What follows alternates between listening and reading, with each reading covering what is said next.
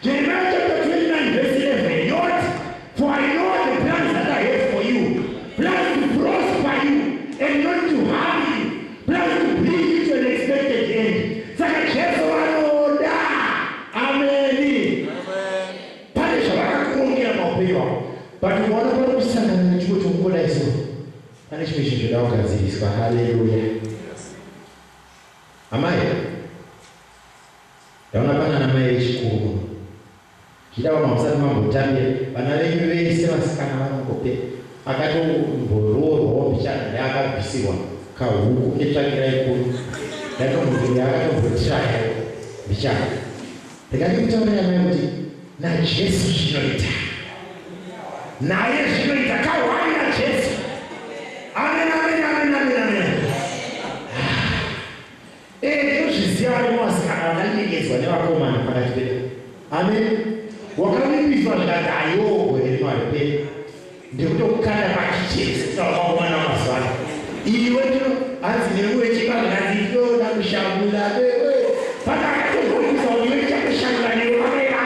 Ndinokukanda mukicheni mani mamaira. Pati zvikatakatika so. Because kumba kwenyu hakuna kana vatete vacho. Vaunozvide munopuwa mazana vatete vakatoramba vaonewa unoona. Chakabatadzidza. Ndakakuudza manherano kuti kuna Jesu. Wokuti kana wamubata pazvinerekedzero yake zvinoita.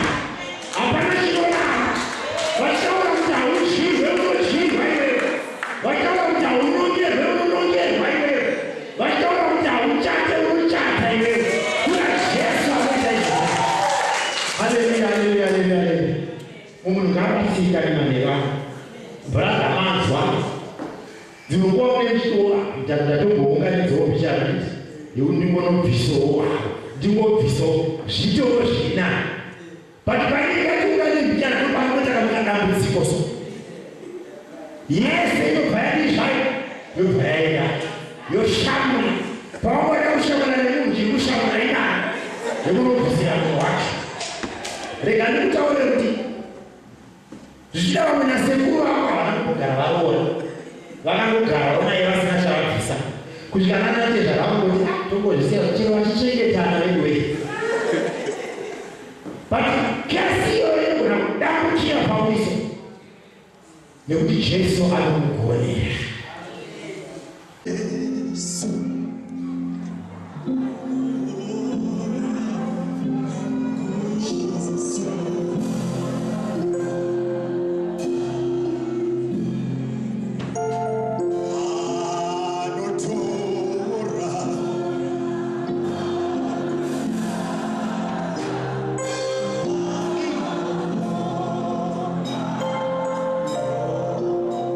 Kutanga futi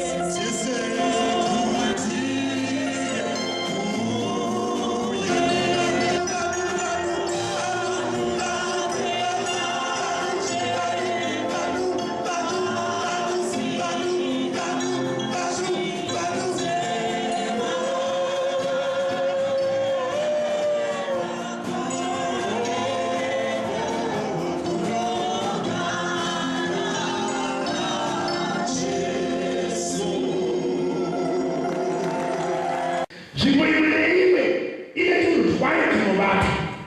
Ari mujoni anorwa nemweya yemujoni inotaura kuti murume haagare nemukadzi wake. Amen. Haleluya. Inotaura kuti murume chake kwenda achikodyara sokuti munhu ari kudyara zvidyo kana kuweza kana chibage achitoenda. Inotaura kuti mwana ndewamai haasonga. Unozoona vazhinji vanokura vaina nambuya. Amen. Ndikutaurawo zvekwandiri. Haleluya, haleluya. Ende mweya yaanobata nemuZimbabwe dzariko. Vakuenda vachingodiyo, vachingodyarawo. Because vapinda mujoni, vachingodyarawo, vachingoenda vakadaro. Amen. Zvokuti akati zvikanzi vanhu vadzokere kumusha uko. Vamwe vanhu vanosara vaine maduplicate muno. Nekuda kwemabasa avo. Pane mweya inobatawo muCape Town. Amen. Amen, amen, amen. Baba kana vauya kunovakuti Zimbabwe kwaita kure.